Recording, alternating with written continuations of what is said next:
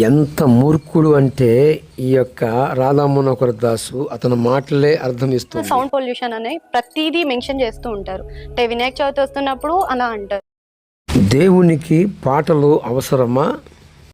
దేవుడు చేసిన సృష్టిలో దేవునికి పాటలు అంటే ఆ పాటలు ఏమి నేర్పిస్తున్నాయి? చిన్న వయసులోనే మరి మానవ జాతిని ఆ పాటల ద్వారాగా ఎంతోమంది ఎక్కడికి వెళ్ళిపోతున్నారు? ఈరోజు అనేక రకాలైన మటర్లు, రకరకాలైన క్రియలు జరుగుతున్నాయంటే దేనికి కారణము? ఈరోజు చూసారా, ఇక్కడ చర్చిలో మానవునికి మనిషికి కావాల్సిన మరి ఎలాగ మనిషి జీవించాలి, ఎలాగ ఉండాలి అనేది చర్చిలో నేర్చుకుంటాం. మరి లోకపరంగా ఉన్న వాతావరణం అనగా గుడిలో అంటే గణపతి నిమగ్నం దగ్గర మనుషులు ఏమి నేర్చుకుంటున్నారు? చాలామంది అక్కడ మరి ఏమి నేర్చుకుంటున్నారు అంటే మందు త్రాగటానికి అలవాటు. దేవుడు మనిషికి అక్కడ మనుషులు పరిశుద్ధత నేర్పుతున్నారు.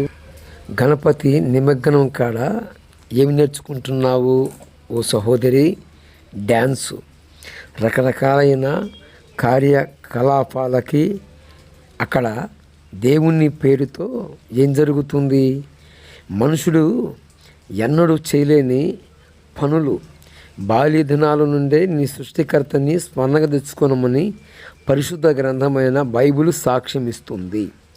ప్రసంగి గ్రంథము 12వ అధ్యాయము మనకి సాక్ష్యం ఇచ్చింది.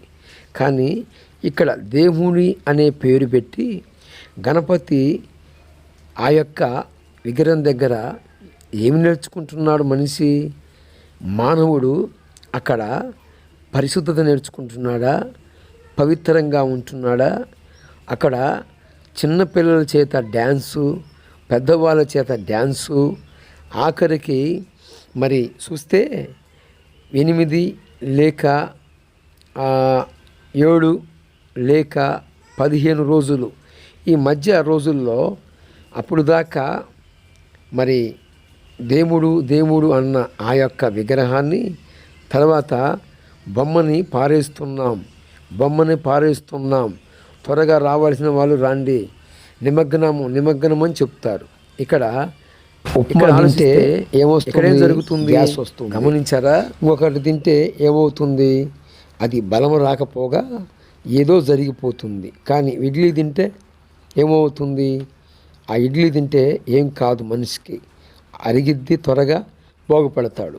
అలాగనే ఇక్కడ ఉపమాన రీతిగా నేను చెప్తున్న మాట ఏంటంటే, యేసు ప్రభువును నమ్ముకున్న వారు ఎందుకు యేసు ప్రభు గురించి తెలియపరుస్తారంటే, ఒరే బాబు, ఒకప్పుడు రకరకాలైన వాటి దగ్గరికి వెళ్ళి మా మీద ఉన్న పాపాన్ని తొలగించు, మా మీద ఉన్న ఆ శాపాన్ని తొలగించని అనేక రకాలైన మొక్కులు మొక్కాము. కానీ మన భారము, మన కర్మ బలము మన మీదనే ఉందని సంగతి గుర్తించి ఈరోజు ప్రయాసపడి భారం మోస్తున్న సమస్త జనులారా నా వద్దకు రండి, మీకు నేను విశ్రాంతిని ఇస్తానని ఒక ఆయన ఎవరో కాదు, గ్రంథాలు ఎన్నో ఉన్నప్పటికీ, గ్రంథాలు అని చాలా రకాలైన పురాణాలు ఉన్నప్పటికీ వారి యొక్క స్టోరీసు. కానీ యేసు ప్రభు వారు అలా కాదు. ఆయన నీకు నాకు అందరికీ సృష్టికర్త. ఎందుకు ఈ మాట నేను ప్రస్తావించానంటే, ఈరోజు గణపతి నిమగ్నము ఆ యొక్క కారణాన్ని బట్టి ఆ యొక్క రకరకాలైన పూజలు పునస్కారాలు ఇప్పటికీ మూఢాచారాలు చేస్తూనే ఉన్నారు. కానీ వెరసి ఏమవుతుంది? డీజే బాక్సుల ద్వారాగా పొల్యూషన్ చాలా. మరి ఆ యొక్క బొమ్మ ఆ నీళ్ళల్లో వేసినప్పుడు నీళ్లు కలుషితము, పీల్చే గాలి కలుషితము, నీటిలో ఉంటే నీరు తాగితే అనేక రకాలైన వ్యాధులు. చూడండి, మీరు చూస్తున్నారా? వరి మాగాడి మనం తినే రైసు పాడైపోతుంది, అలాగనే నీరు పాడైపోతుంది. గమనించారా? కానీ యేసు ప్రభు వారు అన్నాడు, ఇవన్నీ మీకు అవసరం లేదు, ఎందుకంటే మీ యొక్క పాపభారాన్ని నేను ఎత్తుకున్నాను, నేను మోసాను, నేను పునరుద్ధానం చెందింది మీకోసమే నా ప్రాణం పెట్టాను అని చెప్పాడు.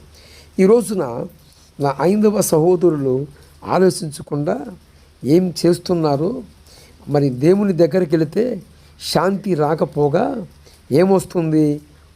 అప్పులు బాధ, రుణబంధకములు, అనేక రకాలైన పరిస్థితులే వస్తున్నాయి. దేవుని దగ్గరికి వెళితే త్రాగుడు అనే దాని మీద మరి విడుదల పొందాలి. కానీ విడుదల పొందుతున్నారా?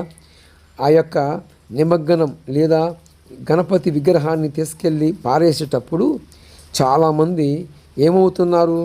చాలామంది త్రాగుతున్నారు. కొద్ది మంది తాకపోయినా ఈ తాగిన వారు ఏమవుతున్నారు అంటే వారి యొక్క చేతులు కాళ్ళు ఎరగొట్టుకోవడము, లేక ఆ బొమ్మ పడేసేటప్పుడు ఆ బొమ్మతో పాటు నిమజ్జనంలోనే ఆ నీటిలో వెళ్ళిపోవటము. ఈరోజు చాలామంది అతి కొద్ది టైంలోనే మరి దేవుడిచ్చిన ఆయుష్ కాలాన్ని ఈ రీతిగా పోగొట్టుకోవటమే కాకుండా దేవుడు అనే పేరిట అక్కడ ఏం జరుగుతుంది అంటే చూడండి, మనుషులు కొన్ని రకాలైన పరిస్థితులు ఏర్పాటు చేసుకుంటే ఏమవుతుంది? మనుషుని తెలివి ఎంత, మనిషిని యొక్క జ్ఞానం ఎంత, మనిషి జ్ఞానం ఏ పాటిది? కొంచెము ఆలోచించండి నా భారతదేశ ప్రజలారా. ఇప్పుడు నేను మీకు చూపబోతున్న ఆ యొక్క ఎవిడెన్స్ ప్రూఫ్లు ఈ యొక్క డిస్కీ బాబే చెప్పాలి. గణపతి శివపురాణము సాక్ష్యం ఇచ్చింది. ఏమని? పార్వతీదేవి మరి పిండితో గణపతిని చేసిందని సాక్ష్యం ఇచ్చింది. తర్వాత ఆ గణపతి మరి పార్వతి పిండి దూరాగా సృష్టి చేసిందని సాక్ష్యం ఇచ్చింది. తర్వాత ఆమె ఏమైంది? పార్వతి స్థానానికి వెళ్ళిన ఏకాంతంలో ఉన్న కాపలా పెట్టి వెళితే ఇదెరగకుండా శివుడు వచ్చి, అంటే పార్వతి భర్త వచ్చి ఆ యొక్క కాపలా ఉన్నవాడు కొడుకని తెలియదు, వచ్చిన వ్యక్తి తండ్రి అని తెలియదు. ఏం జరిగింది ఇక్కడ అంటే చూడండి, ఆ చిన్న పిల్లగాడి యొక్క శిరసుని ఖండిస్తే పార్వతీదేవి ఉగ్రురాలైంది. బ్రహ్మస్య పురాణంలో కూడా మనకి సాక్ష్యం ఇవ్వబడి ఉంది. మీకు ఎవిడెన్స్ ఇస్తున్నాను చూడండి. నేను అనుడితో చదవలేను కానీ శివపురాణంలోనేమో అలాగ చెప్పబడి ఉంది.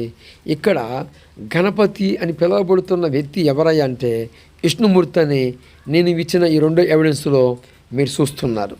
ఇక్కడ చూడండి, పార్వతీ శివుడు ఒక చోటు ఉంటే వీరి దగ్గరికి మరి బ్రాహ్మణుడు గాను వృద్ధుడు గాను మరి వస్త్రములు చినిగిపోయిన వాడు గాను వచ్చిన వ్యక్తి ఎవరు అంటే ఇంకెవరండి? విష్ణుమూర్తి. ఈ విష్ణుమూర్తిని పార్వతి కోరుకోవటం ఏమిటి? ఆయన రూపాన్ని కోరుకోవటం ఏమిటి? ఏమండి, కళలో కూడా పరపురుషుడికి స్థానం ఇవ్వదు. సరే, కోరుకుంది సరే. అయితే శివుడు పార్వతీదేవి, ఇప్పుడు నేను ఒక మాట అడుగుతాను. మరి గతంలో అజ్ఞానం అనే అంధకారం అనే చీకటిలో ఉన్నప్పుడు మేము కూడా అలాగనే ఉన్నాము. మా మనోనేత్రాలు వెలిగించబడ్డాయి. ఇప్పుడు చూడండి, మీకు ఎవిడెన్స్ ఇచ్చాను, ప్రూఫ్ ఇచ్చాను. ప్రేమైన నా భారతదేశ ప్రజలారా, కొంచెము ఆలోచించండి. దేవుళ్ళలో కామం ఉంటుందా? భవిష్య మహాపురాణము ఏమి సాక్ష్యం ఇచ్చింది? కామ, క్రోధ, లోభ, మోహ, మద, మత్సరనే వాటిని జయించిన వాళ్ళు దేవుడు అన్నది కదా. ఇక్కడ మరి మనుషుల్లో కామం ఉంటుంది. ఎందుకంటే దేవుడే మనిషికి కామాన్ని పోశాడు, ఆ రసాన్ని పోశాడు. ఎందుకు? మనిషికి వారసుడు అవసరం. ఎందుకు? మరొక తరుణంలో ఈ మనుషుడు ఉండడు, కానీ తన సంతానము తన వారసత్వం ఉండాలి. కానీ మనం ఎవరినైతే నిష్ఠాగరిష్ఠులతో పూజలు పునస్కారాలు చేశామో వారికి మనవలే పిల్లలు ఉన్నారు, మనవలే భార్య, మనవలే భర్త. అనేక రకాలుగా మనం ఎలాగ జీవించామో, కామ, క్రోధ, లోభ, మోహ, మదమత్సరానికి ఎలాగైతే మనం బానిసలైపోయామో అలాగనే మనం మొక్కిన వారు కూడా అలాగనే అయ్యారు. కానీ నేను ప్రకటిస్తున్న ప్రభువు యేసుక్రీస్తు వారిలో మచ్చలేని చంద్రుడు, మచ్చలేని సూర్యుడు. కనపడుతున్న చంద్రుడికైనా కనిపిస్తున్న సూర్యుడికైనా మచ్చ ఉంటుందేమో కానీ నేను ప్రకటిస్తున్న ప్రభువు యేసుక్రీస్తులో మచ్చ లేదండి. బైబిల్ గ్రంథములో మనుషుల్లో లోపాలు ఉన్నాయి కానీ బైబిల్లో ఉన్న యేసు ప్రభువులో లోపాలు లేవు. యోహాను సువార్త 8వ అధ్యాయము 46వ వచనం సాక్ష్యం ఇచ్చింది, 47వ వచనం సాక్ష్యం ఇచ్చింది. నా యందు పాపమున్నదని ఎవడు శాపిస్తాడని చెప్తే క్రోధము లేదు, మోహము లేదు, మదము లేదు, మత్సరము లేదు. ఈ రాధా మనోహర్ దాస్ ఎవరి గురించి అయితే తెలియపరుస్తున్నాడో వారందరిలో మనం ఎలాగైతే ఉన్నామో వారు కూడా అలాగనే ఉన్నారన్న సంగతి మీరు గమనించాలి. మనకి పిల్లల అవసరం, మనం ఇక్కడ ఉండం, మనము ఏదో ఒక రోజున యాత్రికులము పరదేశంలోమే ఉన్నామని మరి పరిశుద్ధ గ్రంథమైన బైబిల్ సాక్ష్యం ఇచ్చింది. మనం ఇక్కడ వారిని కాదని. కానీ ఇక్కడ రాధా మనోహర్ దాసు ఎవరినైతే చూపిస్తున్నాడో ఆయనకి భార్య ఎక్కడి నుంచి వచ్చిందండి? ఏమండి, మరి ఇక్కడ బ్రహ్మశ్రీ పురాణములో అక్కడ పార్వతీదేవి శివుడు ఒక చోట ఉంటే అసలుకి దేవుళ్ళలో కామం ఉండొచ్చా? దేవుడికి మొట్టమొదటిగా కామం ఉండకూడదు కదా. అలాగ ఉన్నప్పుడు ఆయన మానవుడే అనేది గమనించాలి. డిస్కీ బాబా గుర్తుపట్టాలి. మరి ఈ యొక్క రాధా మనోహర్ దాసు తెలియదు, ఇతనికేం తెలియదు. ఈయనంటాడు పెద్దలను అడిగి తెలుసుకోవాలి. మరి అలాంటప్పుడు నువ్వెందుకు దూల నోటితో మాట్లాడుతావు? తుత్తరగా మాట్లాడుతావు? నీ మాటలు, నీ చేష్టలు ఏమన్నా ప్రయోజనకరమైన మాటలేనా? ఈరోజు దేవుని పేరిట అనేక రకాలైన పరిస్థితులు కల్పిస్తూ ఉన్నారు. దేవుడు అంటే పరిశుద్ధుడై ఉండాలి.